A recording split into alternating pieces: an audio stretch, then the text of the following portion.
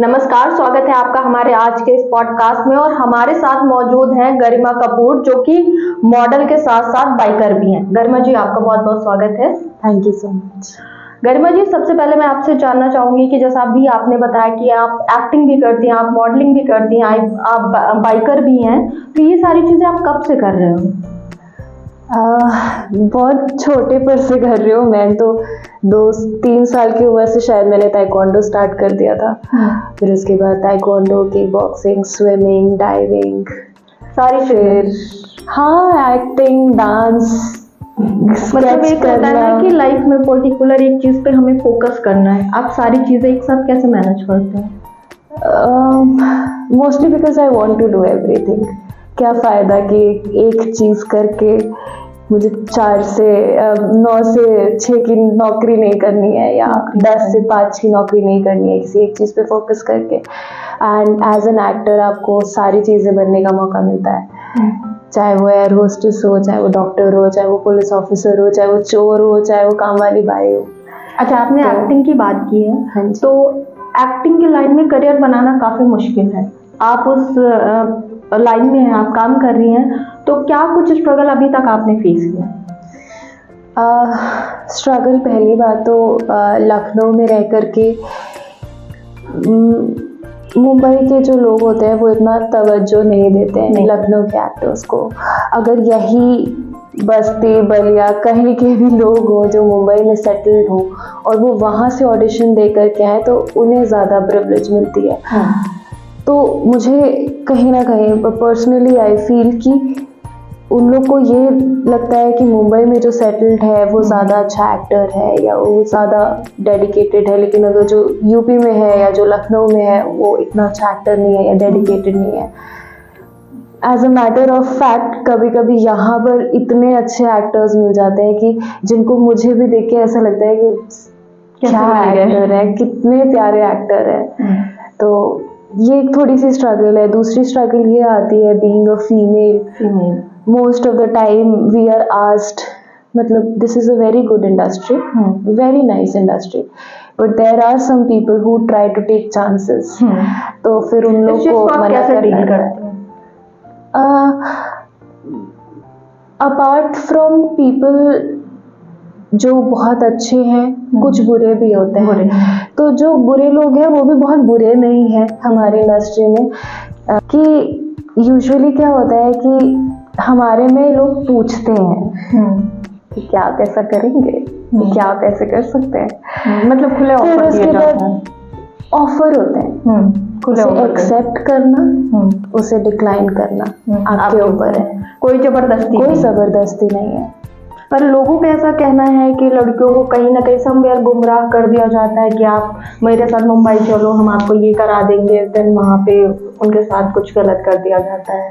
आप इस इंडस्ट्री में हो तो आपसे बेहतर कोई नहीं जान सकता, और आप अभी भी स्ट्रगल कर रहे हो, तो that's why I am asking you. नहीं, मुझे ऐसा लगता है कि इंडस्ट्री में या किसी भी जगह पे आप जाओ तो आपको थोड़ा तो इंटेलिजेंट होना पड़ता है। और अगर आपको थोड़ा भी आपको कॉमन सेंस नहीं है तो आपके पास एक गर्ल इंस्टिंक्ट होता है, जो आपको पता होता है। एक फीमेल को पता होता है कि सामने वाले का मेरे साथ क्या इंटेंशन है, और वो बात करने पे भी पता चल जाता है। ऐसा नहीं होता है कि लोग छुपा सकते हैं उसको। Female instinct is very strong. तो आपको कैसा कहने का मतलब है कि आपको खुद पता चल जाता है कि आपके साथ अगर कोई कैसा बिहेव कर रहा है, तो लड़कियों को खुद समझ होती है कि ये हमारे लिए अच्छा है या बुरा है। एक्चुअली लड़कियों को ज्यादा समझ होती है, but as a human being सबके पास कॉमन सेंस होता है।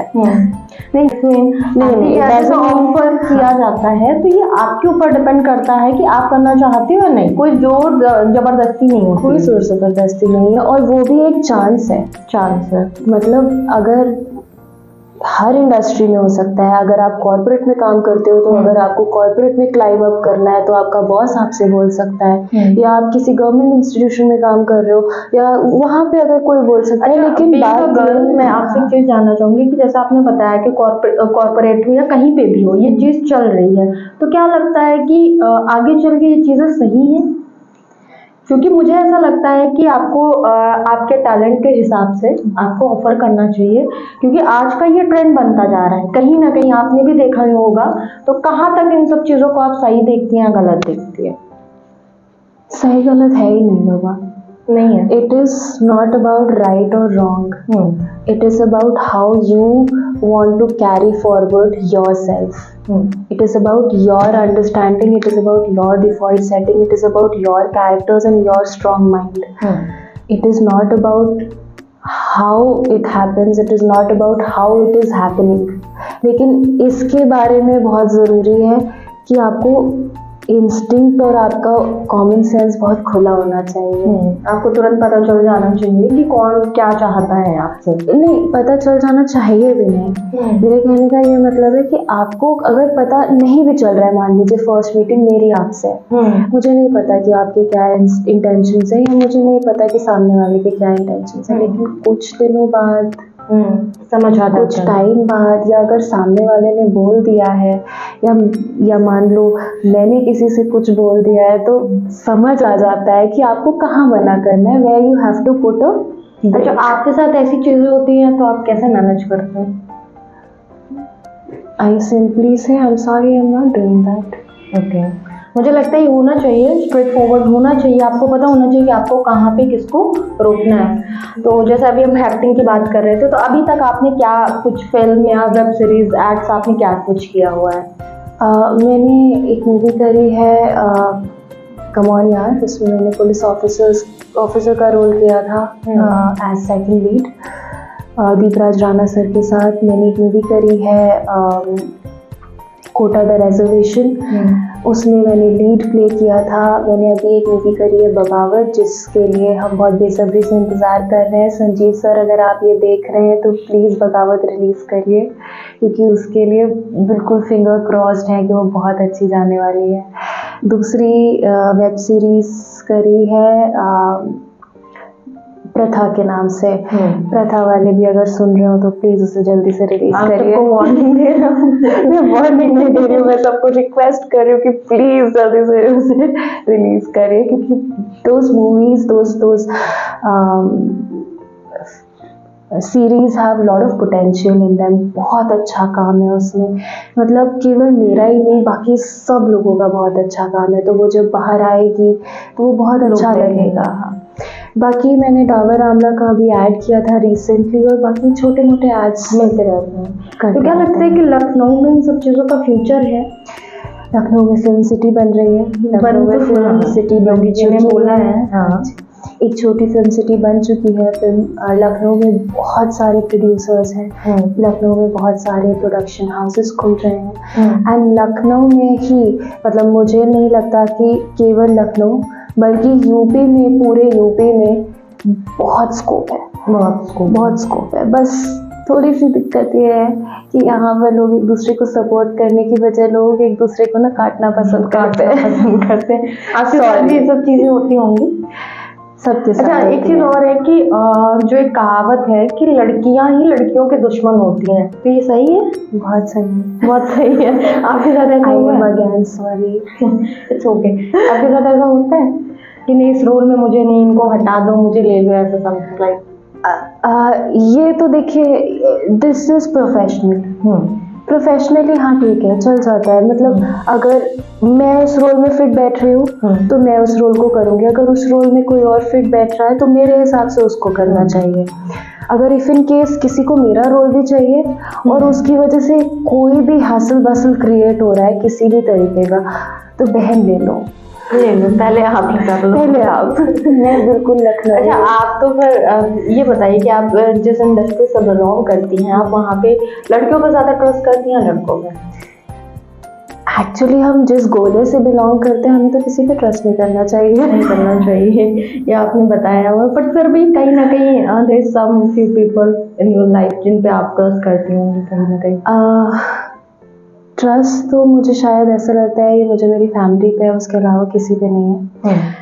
बट कुछ ऐसे लोग हैं जिनका अगर मैं नाम लूँ तो उन लोग को, मतलब उन लोग से इतना अटैचमेंट है मुझे, या इतना मुझे उन लोगों के पर फेथ है, ट्रस्ट का एक सिनोनिम कि हाँ ठीक है, इनके साथ चले जाऊंगी, चले जाएंगे, कर लेंगे या कुछ नहीं होगा। ऑल्दो मतलब मुझे खुद पे ज़्यादा भरोसा रहता है कि अच्छा, इतनी सारी चीज़ें आप करती हैं, कहीं ना कहीं कभी ना कभी आप डिमोटिवेट भी होती होंगी, तो खुद को मोटिवेट कैसे रखती हैं? क्या कुछ मंत्र आप फॉलो करती हैं अपनी लाइफ में? डीमोटिवेट, ऐसा कभी एक पॉइंट पे होता है यार ये अब नहीं, ऐसा कभी आता है? मैं आपको सही बताऊँ, डीमोटिवेट तो छोड़ो, मैं डिप्रेस, एंजाइटी, ओसीडी, इंसोमिया सब हो जाता है। और केवल इस फील्ड में नहीं होता है, generally as a person it is very common when you are doing something, when you are chasing something, कि आपको ऐसा लगता है कि ये चीज़ जितना आप उसके साथ सामने भाग रहे हो वो उतनी दूर जाती जा रही है। मतलब ऐसा लगता है कि हम क्लाउड को कैच करने की कोशिश कर रहे हैं, कि हम उसके पीछे पीछे भाग रहे हैं और वो उतना ही दूर भागता चला जा रहा है। तो एक टाइम पे ऐसा लगता है कि कुछ मिल ही नहीं रहा है, तो क्या करना है करके। तो फिर आपको लगता नहीं कि पर्टिकुलर एक चीज़ पर मैं फोकस हो जाऊँ, या फिर हो सकता है वो चीज़ मुझे मिल जाए? मुझे मिल रही है। I am getting everything. I got into taekwondo. I am a black belt. I played for my state. I played for my country. I got into kickboxing. मैंने उसमें भी खेला, अच्छा काम किया। अच्छा, तो इन दोनों सब करने के बाद अब एक्टिंग और मॉडलिंग में आ गई। थोड़ा सा लगा नहीं आपको कि नहीं मैं कहाँ जा रही हूँ? जैसा आपने बताया कि आप PhD भी कर रही हैं, तो लगा नहीं कि ये थोड़ा सा अपोजिट जा रही हूँ मैं? नो, मैं असिस्टेंट प्रोफेसर थी, मैंने वो छोड़ा। अच्छा, वो जॉब मैंने छोड़ दी because I did not wanted to do it. फिर मैंने नौकरी करके मज़ा नहीं आ रहा था? नहीं आ रहा था आपको? सारी चीज़ें एक्सप्लोर करनी है अपने लाइफ में। Of course, I mean there shouldn't be anything which. तो फिर आप ऐसे कभी इधर मतलब कभी ये चीज़ करें, कभी हो, तो फैमिली में ऐसा कोई बोलता नहीं है आपको कि बेटा एक जगह रुक जाओ, ये कर लो अभी? नहीं, मेरी मम्मी कहती है, और सबको सब सुनना चाहिए ये, कि मेरी मम्मी कहती है कि जो करना वो करो, हम तुम्हारे साथ हैं।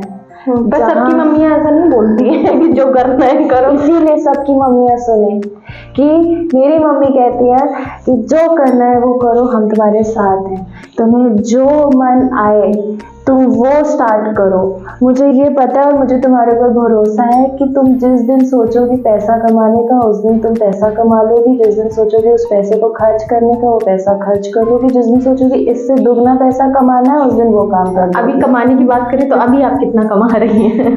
अभी ये मम्मी देती है हमको। शर्म आएगी मम्मी से लेने में इस उम्र में कि इतना सब कुछ करके भी। मैंने जॉब करी, पेप्सिको में जॉब करी मैंने असिस्टेंट प्रोफेसर की जॉब करी। मैं फ्रीलांस करती हूँ, तो ऑन एन एवरेज अगर देखा जाए तो अगर मैं 15 दिन भी काम करूँ महीने में फ्रीलांस, वे आराम से लाख रुपए ऐसे ही आ जाता है कि हाँ बहुत अच्छी बात है। 15 दिन काम करके लाख रुपए मिल गया, वैसे खर्च करना है, अब वो 15 दिन खर्च करने में लगेंगे। अच्छा, जैसे आपने बताया कि आप बाइकर भी हैं, तो कहाँ कहाँ आप घूमी और कौन सी बाइक आपको चलाना पसंद है? मेरे पास एवेंजर थी, मुझे एवेंजर चलाना पसंद है। फिर उसके बाद मेरे पास रॉयल एनफील्ड आई, मुझे रॉयल एनफील्ड भी चलाना पसंद है। मेरे पास इस समय इंटरसेप्टर 650 है, मुझे वो चलाना बहुत पसंद है। तो अभी आप इंटरव्यू देने कौन सी बाइक से आई हैं? अभी प्लीज़ बोल मत खोलो, मैं ओला उबर से आई हूँ। चलिए कोई बात नहीं, आपको चला के आना चाहिए ना। तो लखनऊ में आप बाइक चलाना प्रेफर नहीं करते हो? नहीं, I prefer going with a bike everywhere. लेकिन कुछ टाइम पे ऐसा लगता है कि आज चलाने नहीं अच्छा लगे, आज चलाने का मन नहीं है, या आज नहीं निकालते, आज किसी और को चलाने दो, आज मुझे बैठना है केवल।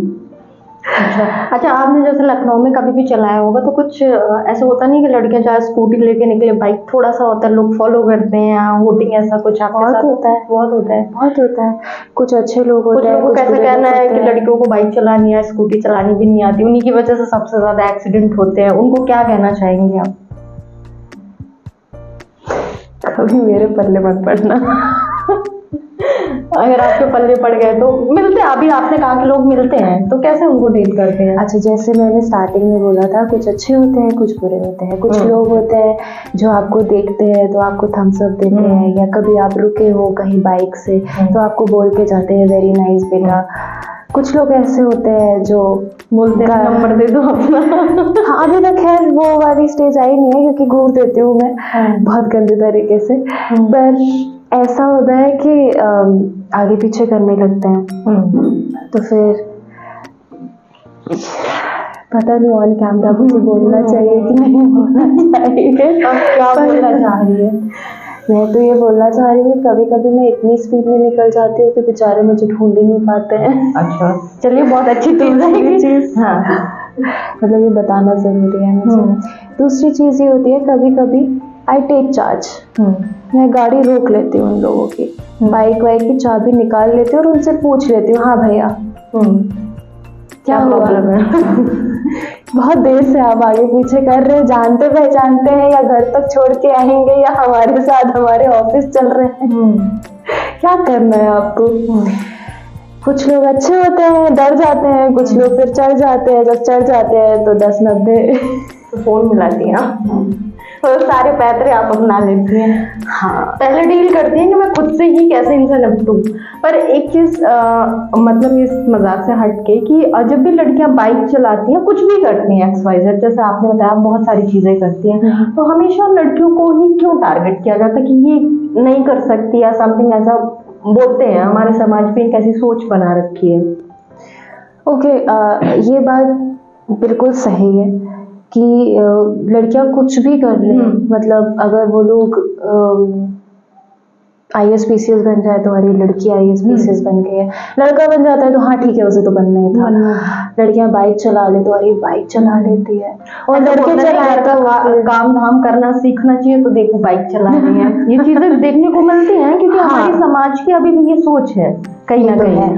तो आप इन सब चीजों को क्या लगता है कि ऐसा क्यों होता है हमारे साथ? मुझे ऐसा लगता है कि अभी भी थोड़ा सा जो सोच है ना, वो इस चीज पे ज्यादा फोकस्ड है कि लड़कियां क्या नहीं कर सकती हैं, देन इस चीज पे कि लड़कियां क्या क्या कर सकती हैं। मैं बाइक चलाती हूँ, मेरी बाइक को नहीं पता कि उस पे लड़का बैठा है या लड़की बैठी है, उसका एक्सीलरेटर लड़का ले रहा है या लड़की ले रही है, तो चल रही है। एक कंपनी जिसे एक लड़की चला रही हो या कंपनी में जो लड़की CEO हो, तो उसे नहीं पता कंपनी को। या अगर हम गूगल पे भी टाइप करें कि what is the best sanitary napkin, तो गूगल को नहीं पता कि वो लड़का ढूंढ रहा है या लड़की ढूंढ रही है। तो इट इज अबाउट, एक आपने बात कही थी कि लड़की के वो होते हैं क्या, दुश्मन होते हैं। तो लड़कियां ज्यादा इस चीज को करती हैं कभी कभी कि देखो देखो लड़की चला रही है। लड़के कहीं ना कहीं आपके जो मेल फ्रेंड्स होते हैं वो कहीं ना कहीं अप्रिशिएट कर देते हैं। हाँ, बट लड़कियों से ऐसा नहीं हो पाता, उनके अंदर एक कह सकते हो आप जलन की भावना आ जाती है। कुछ 2-4 को छोड़ के मुझे नहीं लगता है कि कोई अप्रिशिएट, क्योंकि बीइंग अ गर्ल मैं भी ये चीज फेस करती हूँ। तो इवन आपको आपके फैमिली वाले भी अप्रिशिएट नहीं करते हैं इन मामलों में, 2-4 को छोड़ के। Although I am very very fortunate, मेरी फैमिली वाले मुझे बहुत सपोर्ट करते हैं। जो भी करती हैं उसमें आपके फादर या आपके जो भी भाई हैं उनका क्या रोल रहता है, क्या सपोर्ट मिलता है? मेरे फादर और मदर डिवोर्स्ड हैं। मेरी मम्मी बाइक चलाती हैं, मेरी मम्मी इंटरनेशनल एथलीट है, मेरी मम्मी नाटक करती थी, स्टेज शोज करती थी। तो सारी चीजें आपने बिल्कुल मम्मी से इंस्पायर है आप? हाँ, मेरी मम्मी ने पूरा घर संभाला है, मेरी मम्मी ने बच्चे संभाले हैं, मेरी मम्मी ने सारे कुछ अपने से ही किया है, और मेरे को गाड़ी चलाना मेरे भाई ने सिखाया है। मतलब फुल फैमिली का सपोर्ट है आपके साथ, है ना? जो कि बहुत अच्छी बात है। और मुझे लगता है कि सारी लड़कियों को मिलना चाहिए। आप बहुत लकी हैं जो आपको मिल रहा है, नहीं मिलता है लोगों को। उन्हें बोलते हैं कि आप कहीं गवर्नमेंट जॉब कर लो या कुछ भी कर लो, इवन प्राइवेट जॉब के लिए भी नहीं उनको घर से बाहर निकलने दिया जाता है। तो आगे मैं आपसे यही पूछूंगी कि इतनी सारी चीजें आप करती हैं, क्या कुछ अभी तक के आपने लाइफ में एक्सपीरियंस किया है? क्या लगता है कि नई लड़कियों के लिए ये चीजें बहुत आसान है, ये चीजें बहुत डिफिकल्ट है? ओके, मेरा थोड़ा सा डिफरेंट व्यू है इस पे। मतलब मुझे ऐसा लगता है कि हाँ ठीक है, कोई भी कुछ भी कर सकता है, लेकिन being a female, personal view, not talking about anybody else, मेरा पर्सनल व्यू ये है कि as a female part of you know yourself is hesitant. मतलब आप खुद ही इतना हेजिटेट करते हो कि आपको ये समझ में नहीं आता कि आप उसे कर सकते हो या नहीं कर सकते हो। तो वो हेजिटेशन थोड़ी सी ना कम करनी पड़ेगी, क्योंकि अब जैसे मुझे हेजिटेशन है कि मैं यू मीन टू से कि अगर बीइंग अ गर्ल आपको अपनी लड़ाई खुद से लड़नी पड़ेगी। मुझे नहीं लगता है कि नहीं साथ देने वाले होते हैं, मतलब किसी के भी साथ होते हैं।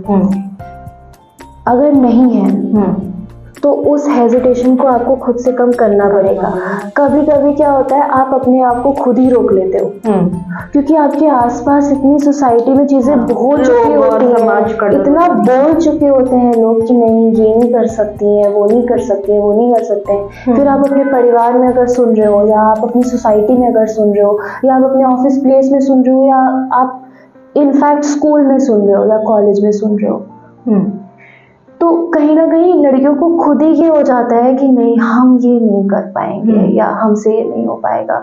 तो वो एक थोड़ी सी चीज है ना जो हटानी पड़ेगी। हाँ, क्योंकि वो लड़कों में नहीं होती है। लड़कों में ये होता है कि नहीं हमें तो करना ही पड़ेगा, क्योंकि उनको समाज ने वो फ्रीडम दे रखी है, फ्रीडम भी दे रखी है, और कहीं ना कहीं उनको पोक भी कर रखा है कि नहीं लड़के हो तुम्हें तो नौकरी करनी है, लड़के हो तुम्हें तो ये भी करना है, माँ बाप भी देखने हैं, शादी भी करनी है, शादी के बाद तुम्हारी बीवी बच्चों को भी देखना है, तो करना ही करना है। एक क्वेश्चन मैं आपसे पूछूंगी कि अभी जैसे कि लड़कियों का ऐसा होता है, लोगों का ऐसा कहना है, लड़कों का स्पेशली कहना है कि जब वुमेन एम्पावरमेंट की बात होती है तो लड़कियां अक्सर ऐसा करते हैं, शादी के टाइम पे देखती हैं कि लड़का वेल सेटल्ड हो, है ना, उनकी फैमिलीज भी देखती कमा के खिला ले, मेरी बेटी को कभी कोई प्रॉब्लम ना हो, घर के सारे खर्चे लड़का चलाए। तो इस चीज से आप कितनी सहमत हैं? क्योंकि हर चीज में लड़कियां लड़कों की कहीं ना कहीं बराबरी करती हैं, ये कर सकते हैं तो मैं क्यों नहीं कर सकती। तो फिर इस चीज में फिर खर्चा चलाने या घर की सारी जिम्मेदारियों पे सारी चीजें लड़कों पे क्यों डाल दी जाती हैं? वही चीज है, जब एक लड़के वाले देखने आते हैं लड़की को, तो being pretty is just an advantage, being him well settled is just an advantage. अगर आप सुंदर दिख रहे हो तो लड़के वाले चाहेंगे कि उनकी लड़के को बहुत सुंदर सी लड़की मिले, या जो घर का कामकाज कर सकती हो वो मिले, या घर और बाहर दोनों संभाल सकती है वो। आजकल जैसे लव मैरिजेस भी हो रही हैं, तो कहीं ना कहीं में आप ये चीज देखते होंगे कि कोई भी आप किसी को 4-5 साल से डेट कर रहे हो, अगर वो नहीं इतना स्टेबल है तो लड़कियां छोड़ के तुरंत दूसरा पकड़ लेती हैं, नहीं कहीं और कर लेती हैं, कि स्टेबिलिटी लड़कियां ढूंढती हैं, जो कि आज का टाइम का फैक्ट है। तो मैं आपसे पूछ रही हूँ कि आप इस चीज को कैसे देखते हो? मैं वैसे ही देखती हूँ जैसे हर लड़की को देखना चाहिए। आपका भी यही मानना है? नहीं, मेरा मानने से तो कोई वही नहीं है। द पॉइंट इज दैट कि अगर एक लड़के को फ्रीडम है कि वो एक लड़की को 4 साल डेट करे या 5 साल डेट करे, और फिर उसके बाद ये कह दे कि नहीं मेरे घर वालों को तो ठाकुर चाहिए, मैं तो तुम्हारे से शादी नहीं कर सकता, तो एक लड़की को भी फ्रीडम होनी चाहिए कि भाई तुम वेल सेटल्ड नहीं हो, मेरे को किसी और से शादी करनी है। तो ये तो दोनों तरफ की बात है ना। आपका कहने का मतलब है कि लड़कों का भी ऐसा होता है कि 4-5 साल डेट करने के बाद छोड़ देते, मेरे घर वाले नहीं मानते, क्योंकि ये बात आपको स्टार्टिंग से डे 1 से पता होगी। अभी आप बोल रही थी कि लड़कों का ऐसा होता है कि 4-5 साल डेट करने के बाद लड़कियों को छोड़ देते, बोलते हैं हमारे घर वाले नहीं मान रहे हैं। तो आपका कहने का मतलब है कि अगर लड़कों को फ्रीडम है तो लड़कियों को भी फ्रीडम है। अगर आप स्टेबल नहीं हो तो उनके पास भी ऑप्शन होना चाहिए कि वो कहीं और अपने आप को सेटल कर सकती है। मेरे कहने का मतलब है कि ह्यूमन होना चाहिए। आपको डे 1 से पता होना चाहिए कि this is for eternity, this is for marriage, या दिस इज जस्ट कैजुअल, या this is just for good times, या दिस इज जस्ट फ्रेंडशिप। और इस चीज़ के लिए आपको ओपन और वोकल होना चाहिए। अगर मैं आपको डेट कर रही हूँ, मान लो अगर आप लड़का हो तो, अगर मैं आपको डेट कर रही हूँ और मैं लड़की हूँ, तो मेरे को अगर ये क्लियर है कि आप सेटल नहीं हुए तो मैं आपको छोड़ दूंगी, तो वो मुझे आपको क्लियरली बताना। बट इन केस जैसे होते हैं ना, दो लोग बहुत ज्यादा सीरियस होते हैं, उसके बाद ऐसा हो जाता है, तो उसके बारे में क्या कहना चाहेंगे? आपको लगता है सीधी सिंपल सी बात है कि पैसों के लिए किसी को छोड़ना सही है? किसी को भी, इवन लड़का हो लड़की, दोनों के ऊपर मैं बात कर रही हूँ कि, और यह किसी के साथ पैसों के लिए शादी करना ठीक है? यार बाबा, ऐसे तो मर्डर करना भी बहुत गलत बात है और रेप करना भी बहुत गलत बात है। किसी के घर में जाकर के चोरी करना भी बहुत गलत बात है। और इनफैक्ट मैं अगर आपकी डायरी लेके भी चली जाऊँ तो ये भी गलत बात है। तो गलत तो सब है, but it is about being good human, है ना। अगर आप अच्छे ह्यूमन हो, अगर आपके अंदर का जो इंसान है वो जिंदा है, या आप इंसानियत रखते हो, तो आपको ये पता होना चाहिए कि आपको किस चीज पे आपका फोकस है। चलिए सब छोड़िए, बहुत सीरियस बातें हो गई। आप कब शादी करेंगे? मम्मी, आपका सवाल इन्होंने पूछ लिया मुझसे। आंटी जी को इसी के थ्रू आंसर मिल जाएगा।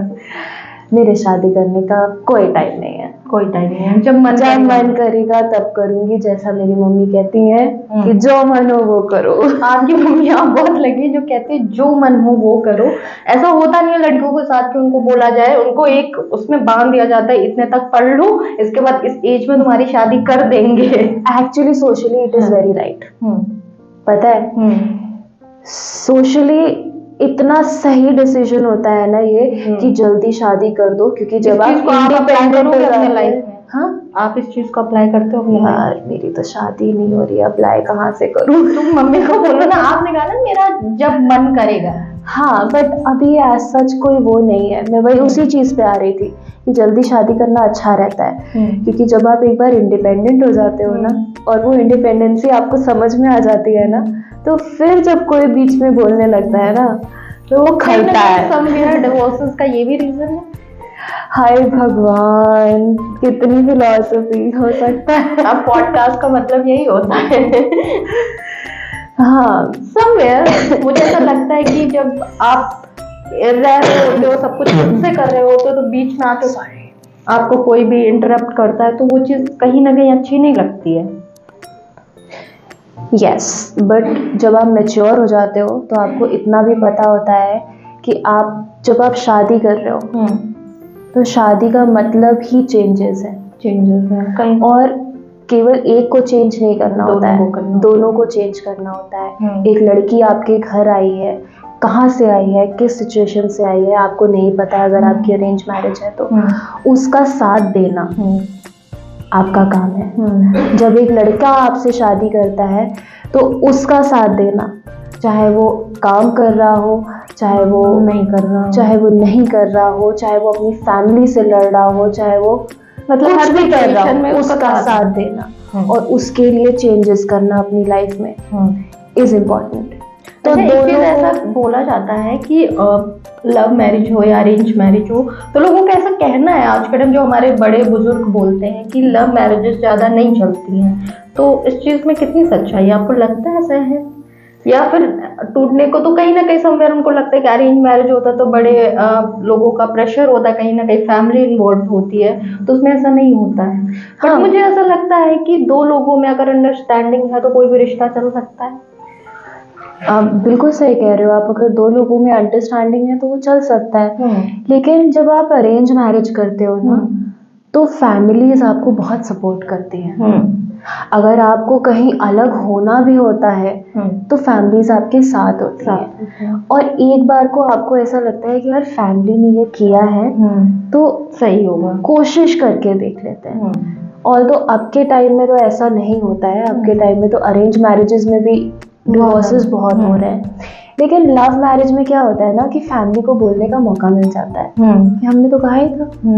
पर जब वही चीज खुद करके आते पेरेंट्स, तब उनके पास कुछ नहीं होता है बोलने के लिए। मतलब अगर आपने अरेंज की, सपोज आपकी मैरिज टूट गई या कुछ भी हो गया, तो फिर पेरेंट्स कुछ नहीं बोलते क्या ये मेरा डिसीजन गलत निकल गया, ऐसा कुछ। हाँ, तब तो वो बहुत सपोर्ट करते हैं कि अरे मेरा बच्चा आजा आजा आजा, कितने प्यार से रख। बहुत सारी बातें आपसे हो गई और बात करके काफी अच्छा लगा। अभी आपने बताया कि बहुत ज्यादा डिप्रेशन, एंजाइटी, बहुत सारी चीजों को आप फेस करती हैं। तो इन सब चीजों को, और कहीं ना कहीं ये चीज आज के यूथ में ज्यादा देखने को मिलती है, तो क्या लगता है क्या मेजर रीजन है इन सब चीजों के पीछे? बहुत ओवरथिंक करना।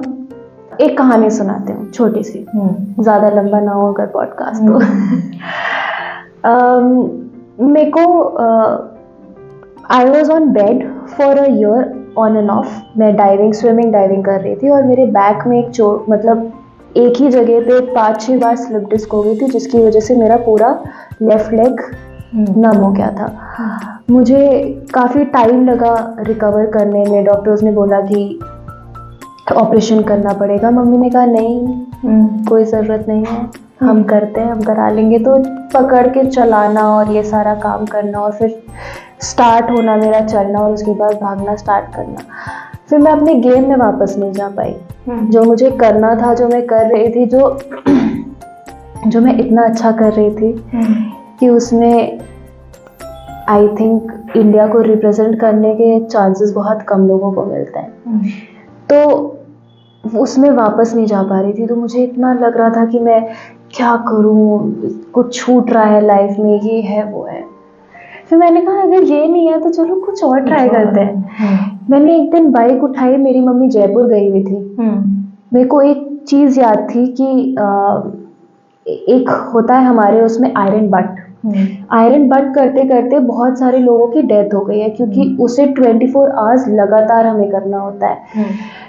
मैंने कहा ये क्या है, इसमें ऐसा क्या है जो ये मतलब लोग कर नहीं पा रहे हैं। मम्मी जयपुर गई थी, मैंने मम्मी को फ़ोन किया, मम्मी मैं जा रही हूँ ये करने के लिए, 2 दिन मेरा फ़ोन रहेगा आउट ऑफ रीच। मैंने फ़ोन रखा, गाड़ी स्टार्ट करी, और क्योंकि प्लानिंग हमारी पहले से थी कि कैसे करा जाता है, क्या किया जाता है, कैसे होगा कैसे नहीं होगा। गाड़ी उठाई और 1700 किलोमीटर्स इन 20 आवर्स मेरा इंडिया बुक ऑफ रिकॉर्ड है। और fastest female motorcycling done in a day, India book. Also, I am the youngest to ride to Khardungla on a 110cc scooter. तो ये जो चीज़ है ना, डिप्रेशन या एंजाइटी या ये जो सारी चीज़ें हैं ना, ये कहीं ना कहीं इस चीज़ से होती है कि आप वो चीज़ें नहीं कर पा रहे होते हो जो आपको करना होता है। कहीं ना कहीं कुछ चीज़ें छूट रही होती हैं आपसे, और जहाँ आपने मन बना लिया कि ये करना ही ये करना नहीं है, तो ये सही, कहीं ना कहीं ये मन बना लिया कि कुछ ना कुछ तो करना है, किसी चीज में अपना दिमाग लगा देना है, मन लगा देना है, ये चीज़ करनी है, ये चीज़ करनी है, ये चीज़ करनी है, मुझे ये कंप्लीट करना है। और तो तुरंत आप डिप्रेशन से बाहर आ जाए। डिप्रेशन से तो बाहर, खैर it is a clinical word to say, but हाँ, आप कम से कम अपने आप में एक अचीवमेंट फील करते हो, एक अच्छा लगता है। फिर उसके बाद मुझे रानी लक्ष्मीबाई अवार्ड मिला यूपी से, यूपी गवर्नमेंट से, तो और अच्छा लगा कि हाँ अब इसके साथ मुझे पैसे भी मिले हैं। चलिए, लखनऊ की लड़कियों को, स्पेशली गर्ल्स को क्या कुछ मैसेज देना चाहोगे आप, जो एक्टिंग में भी है, मॉडलिंग में भी है, जो बहुत सारी चीज़ें कर रही हैं, उनको क्या एक मैसेज देना चाहोगे, क्या बताना चाहोगे, क्या कोई टिप्स देना चाहोगे? ओके, आई डोंट थिंक कि मैं इतनी क्वालिफाइड हूँ अभी। नहीं, क्वालिफाइड नहीं, आपने जो भी सीखा, जो भी देखा बाहर, उसके बिहाफ पे। पर मैं सबसे यही कहना चाहूँगी कि अगर आप चाहते हो कि आप एक्टिंग में आओ, मॉडलिंग में आओ, या आप ग्लैमरस इंडस्ट्री में आओ, तो आप प्लीज़ अपने आप को होल्ड बैक मत करना किसी भी चीज़ को लेकर के। Confidence is the key to everything. आप कॉन्फिडेंस से किसी को हाँ भी कह सकते हो, आप कॉन्फिडेंस से किसी को ना भी कह सकते हो। आप उतना अपने ऊपर कॉन्फिडेंस रखो कि आपका जो एक्ट है, आपका जो टैलेंट है, वो रिकग्नाइज होगा। चाहे अगर आपको आज रिकग्निशन नहीं मिल रहा है उस टैलेंट का, तो कल मिलेगा, कल नहीं मिल रहा है तो परसों मिलेगा, और मिलेगा ज़रूर, क्योंकि आप उस चीज़ को उतनी डेडिकेशन से, उतने पावर से आप कर रहे हो। एक और छोटी सी चीज़ ये कहना चाहूँगी कि किसी भी चीज़ के लिए स्लिप नहीं होना है। मतलब अगर आपको ऐसा लग रहा है कि आपसे ये नहीं हो पा रहा है, या आपसे एक्टिंग मॉडलिंग नहीं हो पा रही है, लेकिन आपको करने का मन है, तो उसे थोड़ा सा ब्रेक दे करके एज अ हॉबी स्टार्ट कर लो, कुछ और कर लो। लेकिन अगर आपको ऐसा लगता है कि आपको ये करना है, तो उसे करते रहो, पार्ट्स एंड पार्सल में कर लो, लेकिन करो ज़रूर। मतलब जो भी करना है उसको आपको कंटिन्यू रखना है, कुछ भी छोड़ना नहीं है। छोड़ना नहीं है इन द सेंस कि आपको वो चीज़ ना, अगर आपको खुशी दे रही है तो वो आप करते रहो। जिस चीज़ से आपको खुशी मिल रही है वो आपको करना चाहिए। तो थैंक यू सो मच गरिमा, आपने इतना अपना बहुमूल्य समय हमें दिया, और आपसे बात करके मैं बहुत अच्छा लगा। और मेरी बेस्ट विशेस आपके साथ है कि आप जल्दी से जल्दी बड़ी वाली स्क्रीन पे आए, ताकि हम दोबारा से आपका इंटरव्यू ले सकें। थैंक यू सो मच, आपसे भी बात करके बहुत अच्छा लगा। काफ़ी सारी इन डेप्थ बातें हो गई, जो I hope I am just sorry if somebody is offended by my personal views, but वो मेरे personal है, तो थैंक यू।